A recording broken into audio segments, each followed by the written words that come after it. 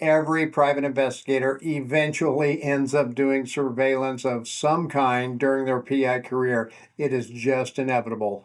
Many PIs who don't do surveillance now started out doing surveillance at some point in their earlier days as a private investigator. I know this because I know a lot of veteran PIs today who don't do surveillance, and they have told me about their horror stories from when they first became a PI and the problems, issues, and challenges they had trying to do surveillance. And these problems, issues, and challenges made them make the decision to never do surveillance again. And that is fine. Every PI out there does not have to do surveillance. In fact, many are much better off if they don't do surveillance. I have a lot of videos on the channel about how to do surveillance, what equipment you need for surveillance, and the challenges you will face during surveillance. This video, however, will focus more on the what not to do's for surveillance. You know, those really bad things that can destroy a case, get the PI into legal trouble, and end a private investigator's career pretty quickly. This video is sponsored by OREP Insurance and Working PI Magazine. OREP is a leading provider of private investigator liability insurance. Visit orep.org for a quote today. The first thing to keep in mind for all surveillance investigations is to ensure you maintain confidentiality at all times. I knew a PI who, by the way, is no longer a PI, who had a huge issue with maintaining confidentiality. After working a case with this PI up in the mountains, I observed some what I will call odd behaviors after the surveillance day was over. We were on a long surveillance. I think it was 5, maybe 7 days long. It was at a ski resort, and we were working 12-hour days, essentially sun up to sundown. It was an infidelity case, and we were working a high-profile target, so it was a rather difficult case too, from both the physical and the mental taxing point of view. Every day after we ended the surveillance, we would sit down at a restaurant, grab a quick bite to eat, and do a debrief of how the day went, as well make notes and plans for the following day's surveillance. We always sat in the bar area of the restaurant, and I noticed that the other PIs seemed to be rather familiar with the bartender too. They even knew each other on a first name basis. After the second or third day, after I had rested for an hour or two after dinner, I decided to go back down and check things out, and lo and behold, I saw the other PI sitting there in the bar. I went in and I sat with him, and I quickly realized he was, well, quite inebriated. And given his state, he tended to talk a lot about the case openly with me and the bartender, and well, to anyone else around who would listen to him. After listening to him for a few minutes, I quickly told him I thought he might need to go get some rest and get ready for the next day, and he agreed, and we both went to our hotel rooms. The next day, he was very apologetic about his behavior, and he assured me he wasn't like that all the time. He was just under a lot of pressure with the high-profile case as well. The altitude was getting to him. Well, that night, I decided to go back and check out the bar again, and lo and behold, there he was, sitting there talking to the bartender again, talking about the case, his life as a PI, and everything else. And it wasn't like it was a private conversation. This time I sat at one of the dining tables maybe 100 feet away, and I, along with everyone else in the bar, could hear everything he was saying. I again went and talked to him and told him he probably needed to go get some rest. And again, he agreed with me, and we went off to our hotel rooms. About an hour later, I went back down to the bar area just to check things out, and there he was, back at the bar, telling his tales of mystery and woe. This time, as we left the bar, I pulled him off to the side, and I told him to meet me in the lobby the following morning before we went out on surveillance. The next morning, we met about 5 a.m., and I dismissed him from the case. I just couldn't risk having him work the case, no matter how good of a surveillance investigator he was. I had to protect the integrity of the investigation, and most of all, I had to protect the confidentiality for a client. Imagine, what if the client walked in, or someone who knew the client, or what if the bartender knew the client? As far as I know, he never said the client's name, but just talking about the case and talking about being a private investigator in this environment probably put a lot of people on edge and had the locals talking about us being up there and questioning who we were surveilling. The next big mistake to watch out for is excess digital surveillance or monitoring. A good example of this is monitoring a person's social media accounts too much. Yes, you can gather a lot of intel from a person's social media accounts to be sure. In fact, I have had many cases where I was able to learn where a subject was going based on their social media accounts. I had one case where the guy went on Facebook every morning and posted he was going to the gym to work out. And on the days he wasn't going, well, he simply didn't post anything. But on the days he did go, not only did he post about it, he also did a check in when he got to the gym. I have had many similar cases where I was able to look at a subject's patterns or activities on their social media pages and tell when they would be most active and see what places they were likely to frequent. But too much social profile monitoring can lead to huge problems if you're not careful. I knew another PI who was constantly watching her subject's Facebook, LinkedIn, Instagram, and other social media pages. A big problem with some of these, LinkedIn for instance, if the subject has a subscription with the site, they get notifications of when someone has checked out their page, and they get the name and the profile of that person who checked out their page. This is a big reason to ensure you always have dummy accounts, if possible, to do this type of monitoring. But the big problem this PI had was a seemingly minor mistake that became a major issue for her without her even knowing. The subject of her investigation had posted a meme or something like that on Facebook that she found humorous, and she accidentally gave it the old thumbs up. Yep, she liked the post while she was logged in to her regular account. And if you are logged in with the app and someone likes one of your posts, what happens? Yep, he got a notification of someone he didn't know liking his post. Now, she did quickly realize what she did and she unliked it, but the damage was already done. He had seen it, had clicked on her profile, and he now knew he was under surveillance and who the PI was. The first time he went out, he had identified her, approached her, accused her of harassment, and called the cops on her. Now, she didn't know for sure he knew he was being tailed because of this, but it all made sense. She was a very good surveillance investigator and rarely ever got burned on a follow. And guess what? She doesn't do much surveillance any longer either. Go figure. Maintaining objectivity and avoiding emotional involvement is another thing we need to watch for.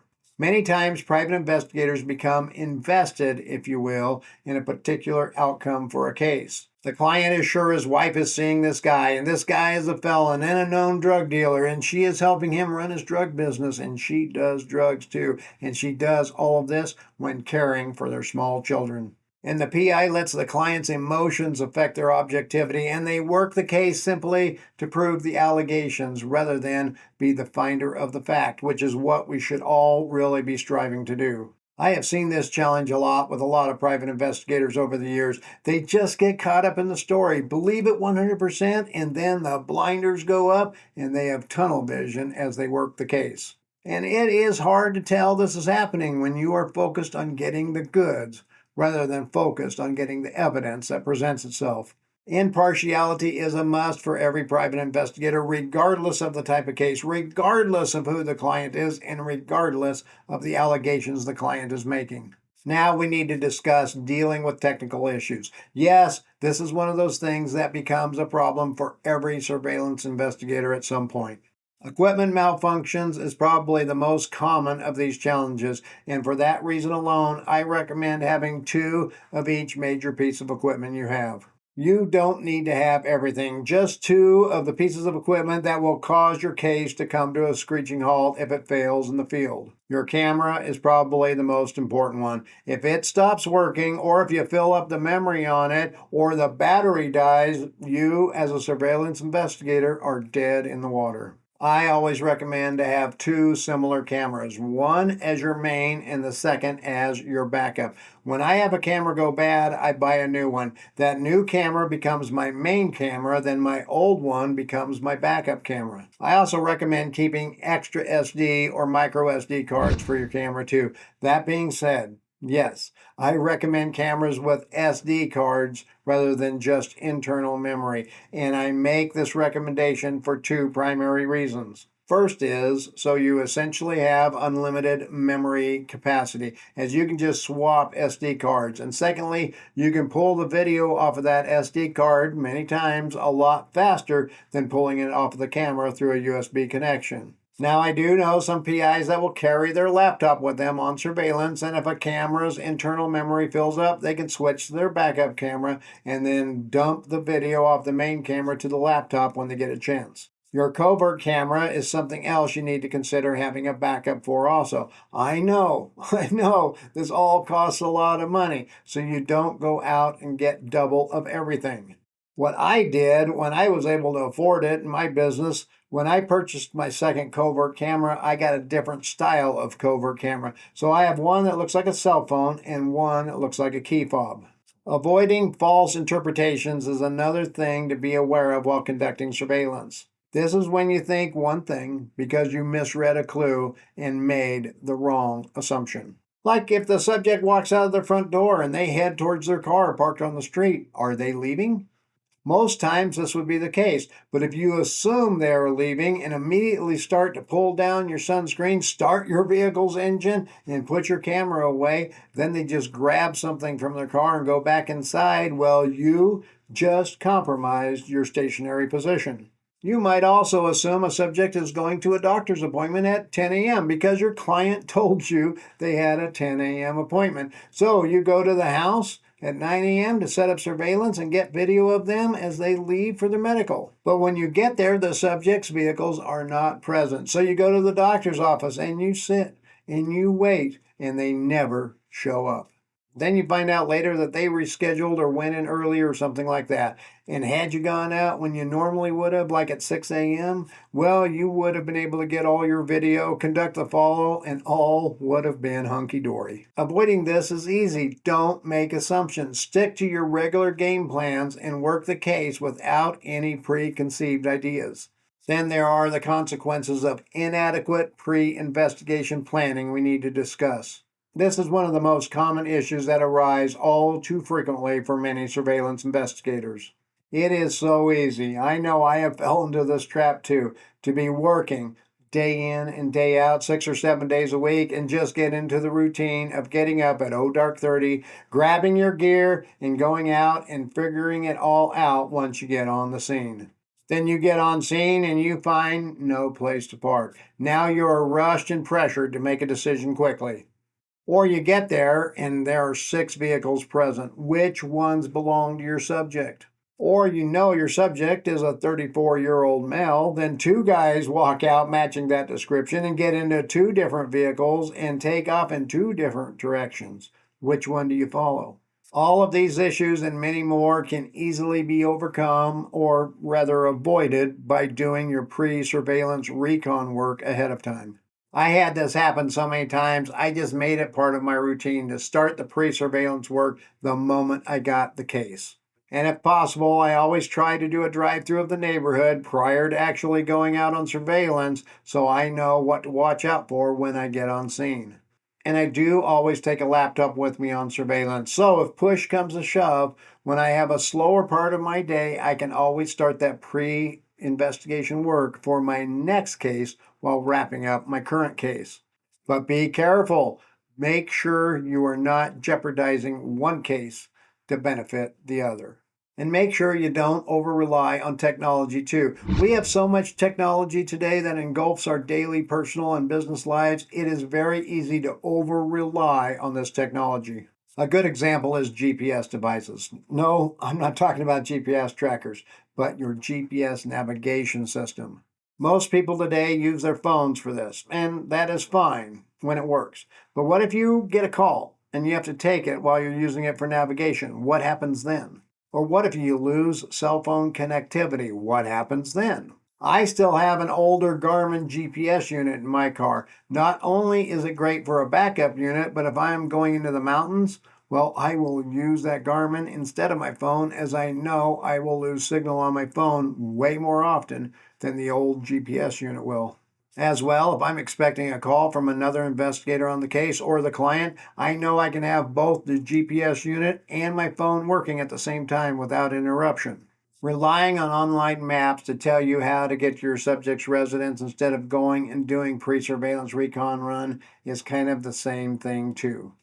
Sure, you can get satellite views, drive-through views, and all of that jazz, but nothing beats getting eyes on the scene and knowing what it looks like right now, not 5 years ago when the Google van drove through. Let's make sure we always maintain professionalism in high-pressure situations, too. It is quite easy to blow your top, let off some steam, or do something worse when you get tired, hot, and cramped from sitting inside your surveillance vehicle on a 100-degree day. When that neighbor sees you sitting inside your car and comes to inquire as to what you're doing, well, saying, "None of your business, I have a right to sit on a public street," is not the best way to handle the situation. You need to plan for these types of things. Know what you will say and even practice what you will say so when the situation arises, you are prepared. I know we can't know all of the possible scenarios, but being prepared for the ones we can think of and practicing how we will handle them also prepares us for the ones we can't think of, which leads us to managing stress and burnout as a surveillance investigator. This is one of the leading causes for PIs quitting, giving up, and leaving the PI industry. All the stress, day in and day out, takes its toll, to be sure. I know. How hard can it be to sit inside a car all day videotaping people and following them around? But the truth be known, it is quite physically challenging to sit in one position all day in an environment where you can't always change the environment. If it is hot outside, it's even hotter inside your car. And if it's cold outside, you can't just start your car to run the heater. Then there are the pressures of meeting the client's expectations. The surveillance world is a what have you done for me lately world, to be sure. One or two mistakes can cost you a client. Turn down any cases, and that jeopardizes future work from that client. And once you are done with a case, the client expects a report right away, and they expect you to be out on another case the next day. Make sure you keep your mental and physical health in mind as you schedule things. Schedule time off, schedule breaks. Do what you need to do in order to manage the stress, avoid burnout, and maintain a healthy work life balance. I want to send a quick shout out now to my premium supporters out there. Eric Hutchinson, thank you for your 45 months of support. And A is A Investigations, thank you for your 19 months of dedicated support to the channel. If you would like to learn more of how you can support the PI Guy channel, just click the join button down below for more information. And while you're down there, hit that thumbs up and hit that subscribe.